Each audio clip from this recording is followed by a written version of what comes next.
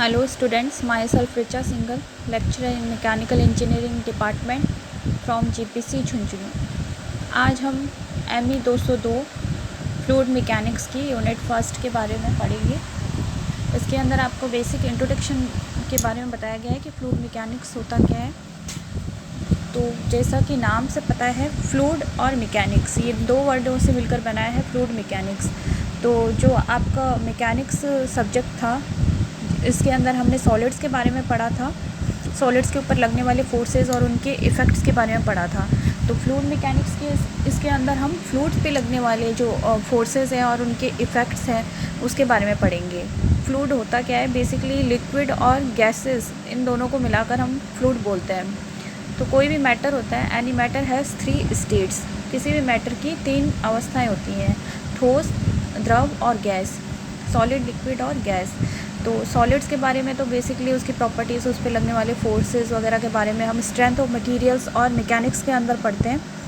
बाकी जो बचा लिक्विड और गैस, ये दोनों मिलकर फ्लूइड बनाते हैं। तो इनके ऊपर जो भी फोर्सेस का इफेक्ट्स है, प्रेशर फोर्सेस वगैरह जो भी फोर्सेस हैं उनके इफेक्ट्स हैं, उसके बारे में हम फ्लूइड मैकेनिक्स के बारे में फ्लूइड मैकेनिक्स ब्रांच में पढ़ते हैं।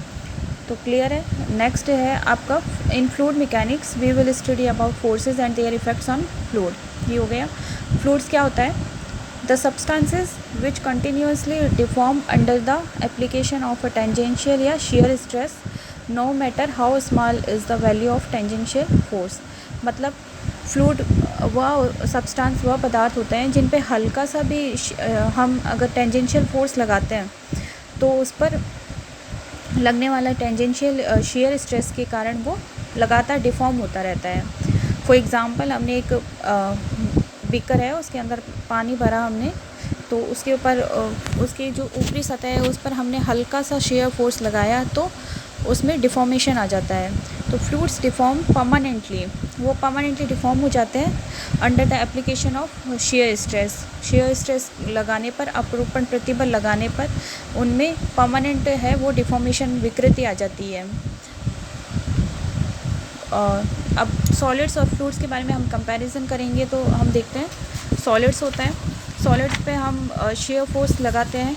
On the application of shear force particles don't move, they are stationary. Shear force लगाने पर पार्टिकल्स मूव नहीं करते सॉलिड्स के अंदर और वो डिफॉर्म नहीं होते, वहाँ पे डिफॉर्मेशन भी नहीं होता क्योंकि वहाँ पे कोई फ्लो भी नहीं होता और वो स्टेशनरी रहते हैं पार्टिकल्स।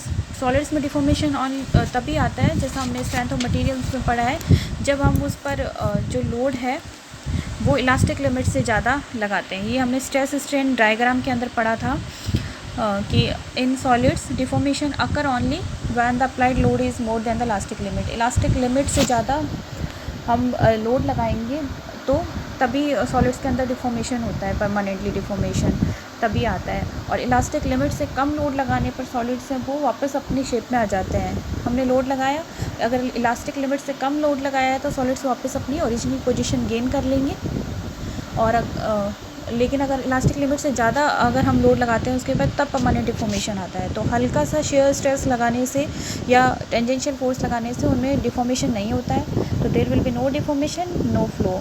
जबकि फ्लूइड्स में ऐसा नहीं होता है। फ्लूइड्स में हम हल्का सा शेयर स्ट्रेस लगाते हैं, अगर हल्का सा भी शेयर स्ट्रेस लगाया हमने, थोड़ा सा भी शेयर फोर्स लगाया तो जो फ्लूइड है उसके पार्टिकल्स हैं वो फ्लूइड है उसमें डिफॉर्मेशन होता है और देयर विल बी फ्लो होने लगता है वहाँ पे।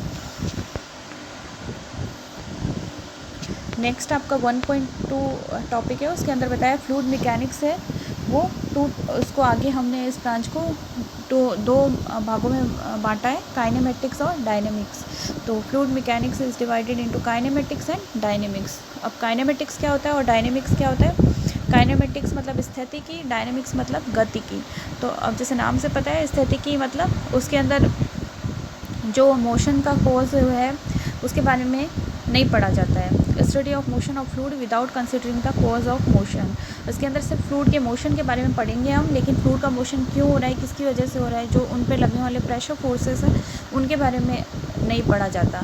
जबकि फ्लूइड डायनेमिक्स है उसके अंदर हम जो फ्लूइड का मोशन हो रहा है किसकी वजह से हो रहा है, जो फोर्सेस लग रहे हैं प्रेशर फोर्सेस, उनके बारे में भी हम पढ़ते हैं डायनेमिक्स के अंदर। तो फ्लूइड मैकेनिक्स ब्रांच को 2 पार्ट्स में डिवाइड किया, काइनेमेटिक्स और डायनेमिक्स। डायनेमिक्स में हम प्रेशर फोर्सेस के बारे में पढ़ते हैं जिनकी वजह से फ्लूइड का मोशन होता है, जबकि काइनेमेटिक्स है उसके अंदर हम उसके मोशन के बारे में तो पढ़ते हैं, लेकिन मोशन किस वजह से हुआ है, जो प्रेशर फोर्सेस लगते हैं उनके बारे में नहीं पढ़ते हैं। नेक्स्ट आपका 1.3 टॉपिक गिवन है, जिसके अंदर फ्लूइड प्रॉपर्टीज़ के बारे में बताया गया है। तो फर्स्ट प्रॉपर्टी देखते हैं हम, डेंसिटी। डेंसिटी इसका मतलब होता है घनत्व, या हम इसको मास डेंसिटी भी बोलते हैं, द्रव्यमान घनत्व भी बोलते हैं। तो घनत्व क्या होता है, घनत्व बराबर द्रव्यमान बट्टा आयतन, मास अपॉन वॉल्यूम। डेंसिटी को हमने यहाँ पे रो से दिखाया है। It is the ratio of mass of the substance with respect to volume. तो मास अपॉन वॉल्यूम द्रव्यमान बटा आयतन है, वो घनत्व कहलाता है। इसे हम रो के द्वारा प्रदर्शित करते हैं। इसकी यूनिट है वो केजी पर मीटर क्यूब हो गई, क्योंकि मास की यूनिट होती है केजी और वॉल्यूम की यूनिट मीटर क्यूब होती है। तो एम के एस के अंदर तो इसकी यूनिट होगी केजी पर मीटर क्यूब, जबकि CGS सिस्टम देखेंगे तो उसके अंदर ग्राम पर सेंटीमीटर क्यूब होगी। अब जब कन्वर्जन करेंगे तो 1 ग्राम पर सेंटीमीटर क्यूब होता है, वो इक्वल्स टू 1000 kg पर मीटर क्यूब होता है।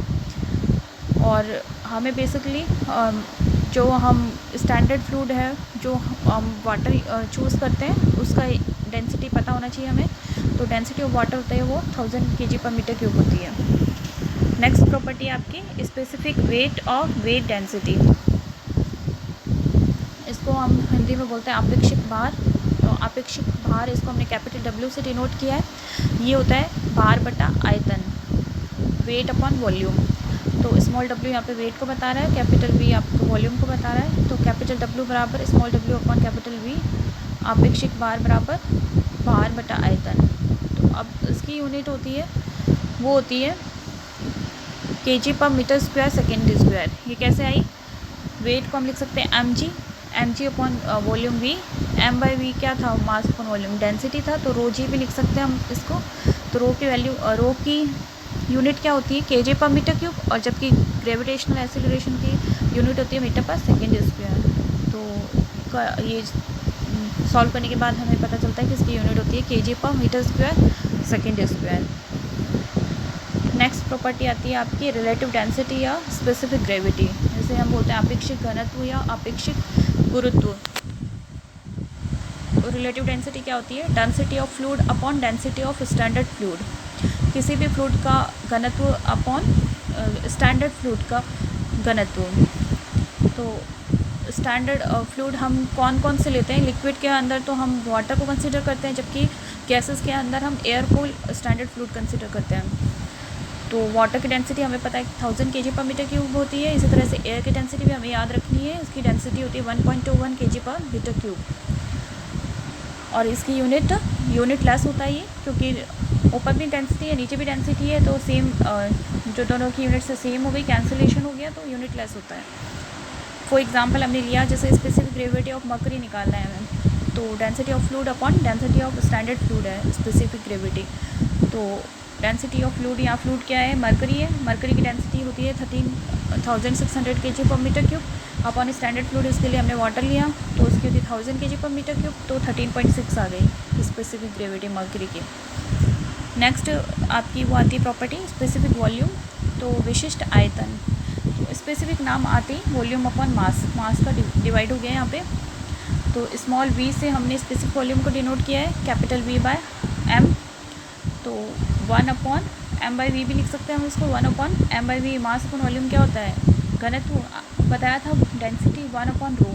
तो रो की यूनिट क्या थी, kg पर मीटर क्यूब, तो इसकी जस्ट उसके अपोजिट हो गई मीटर क्यूब पर kg। तो इसकी यूनिट होती है मीटर क्यूब पर kg। स्मॉल v बराबर 1/रो। नेक्स्ट 1.3.4 आपका बताया था विस्कोसिटी के बारे में।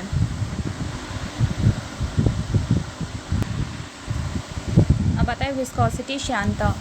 श्यानता क्या होती है, जैसे हमने इस डायग्राम में दिखाया है, जैसे ये फ्लूइड है, उसकी सभी ऊपर लेयर की वेलोसिटी माना u+du है, तो निचली जो परत है उसकी वेलोसिटी स्मॉल u मानी है, कि ऊपर वाले जो पानी फ्लो हो रही है लेयर है उसकी वेलोसिटी नीचे वाले से तो ज़्यादा होगी, तो ऊपर u+du लिया, नीचे हमने स्मॉल u लिया।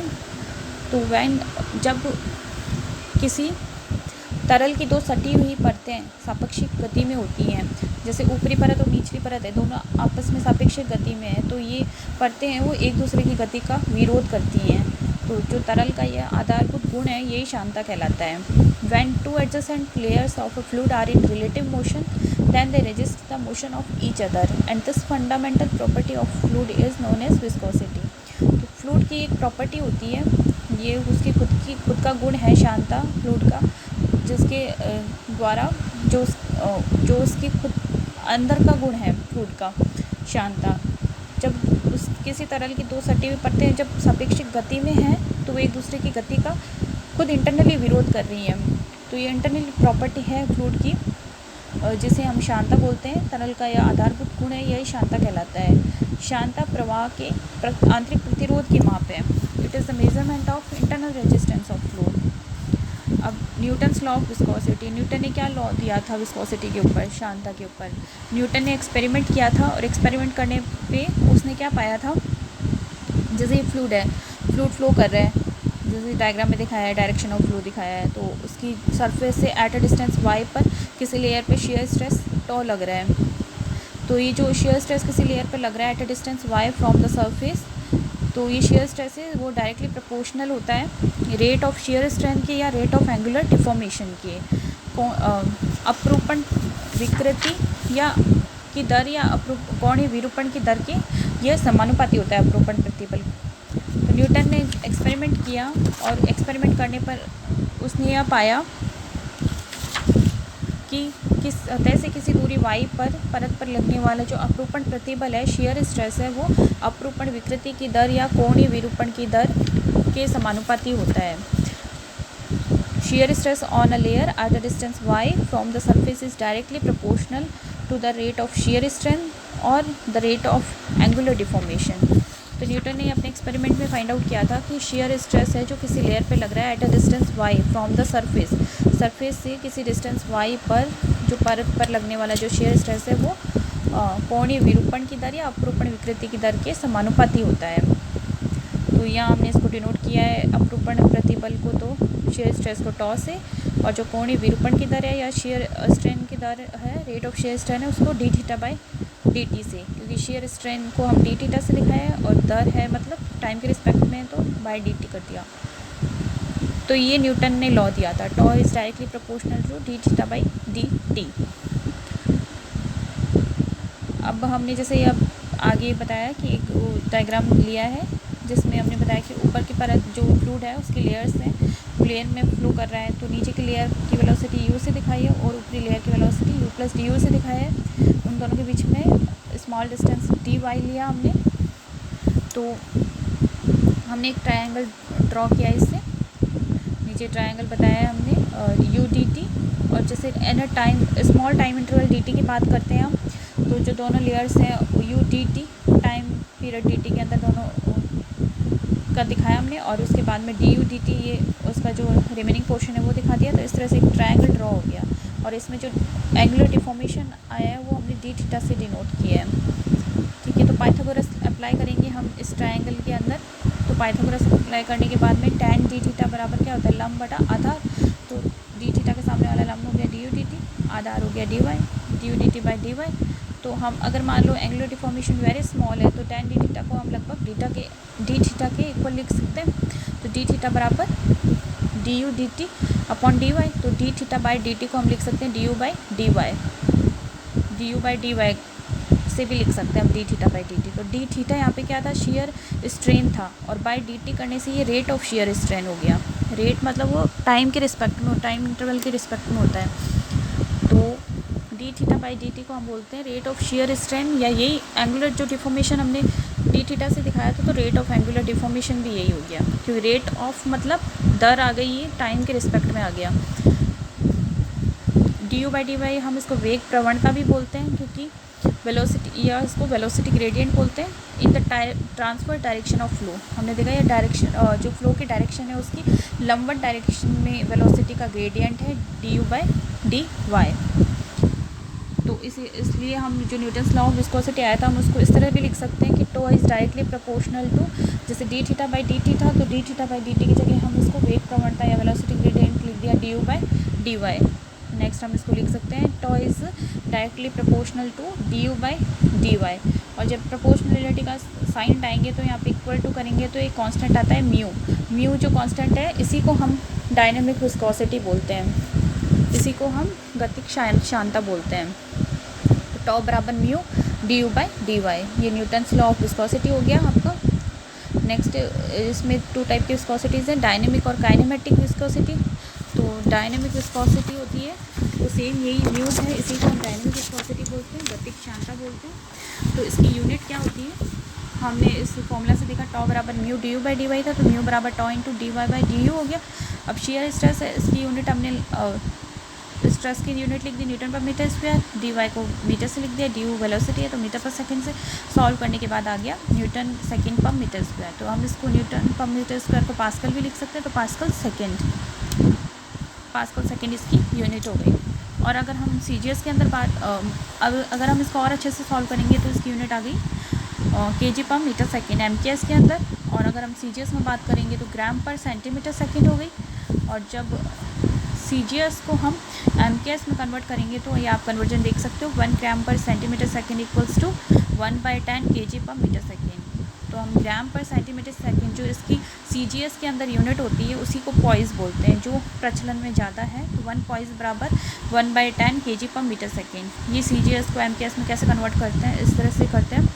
तो जो इसकी प्रचलन में सबसे ज़्यादा जो यूनिट होती है वो पॉइस होती है। तो पॉइस क्या है, बेसिकली इसकी CGS के अंदर यूनिट होती है ग्राम पर सेंटीमीटर सेकेंड। MKS के अंदर इसकी यूनिट होती है kg पर मीटर सेकेंड और CGS में होती है ग्राम पर सेंटीमीटर सेकेंड, जिसे हम पॉइस भी बोलते हैं। और 1 पॉइस बराबर 1/10 kg पर मीटर सेकेंड होता है। नेक्स्ट आता है आपका काइनेमेटिक विस्कोसिटी, इसको हम न्यू से डिनोट करते हैं। काइनेमेटिक विस्कोसिटी क्या होता है, जब when dynamic viscosity is divided by density then it is known as kinematic viscosity. गतिक श्यानता को हमने घनत्व से जब डिवाइड किया है म्यू बाई रो, इसी को हम काइनेमेटिक विस्कोसिटी बोलते हैं, स्थितिक श्यानता बोलते हैं। इसकी यूनिट होती है वो मीटर स्क्वायर पर सेकेंड होती है MKS के अंदर। CGS में बात करें तो सेंटीमीटर स्क्वायर पर सेकेंड होती है। अब CGS को MKS में कन्वर्ट करेंगे तो 1 सेंटीमीटर स्क्वायर पर सेकेंड बराबर 10⁻⁴ मीटर स्क्वायर पर सेकेंड। और जो इसकी यूनिट CGS के अंदर सेंटीमीटर स्क्वायर पर सेकेंड है, इसी को हम स्टॉक बोलते हैं। तो जो ज़्यादा प्रचलन में इसकी यूनिट होती है वो स्टॉक होती है।